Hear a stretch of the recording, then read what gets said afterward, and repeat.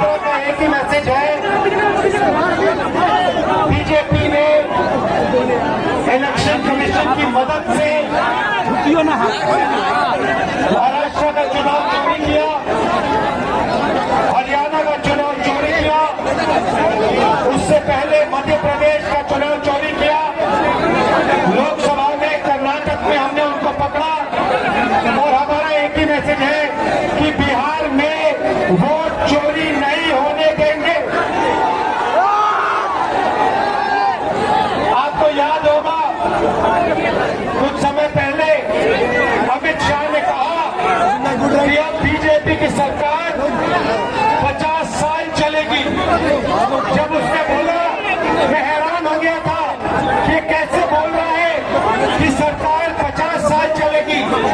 जनता तो कुछ भी कर सकती है, इसको कैसे मालूम? इसको इसलिए मालूम था क्योंकि ये वोट चोरी करते हैं, इसीलिए ये बोल रहा था कि 50 साल के लिए बीजेपी की सरकार रहेगी। अब नहीं रहेगी क्योंकि हमने वोट चोरी पकड़ दी है। भाइयों बहनों, ये वोट चोरी क्यों करते हैं? क्योंकि ये कर्पूरी ठाकुर जी का सपना, अम्बेडकर जी का सपना, महात्मा गांधी जी का सपना पूरा नहीं होने देना चाहते हैं। भाइयों बहनों, वोट आपका अधिकार है। अंबानी को, अडानी को वोट की कोई जरूरत नहीं है।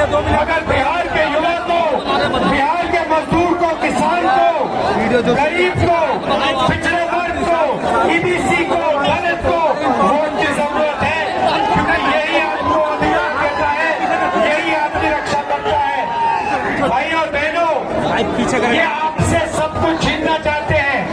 पहले ये वोट छीन रहे हैं, इसके बाद राशन कार्ड, इसके बाद आपकी जमीन, इसके बाद आपके सब हक छीने जा रहे हैं। हम ये कभी नहीं होने देंगे। भाइयों और बहनों, आप देखना, बिहार में एक वोट चोरी नहीं होगा। पूछो क्यों?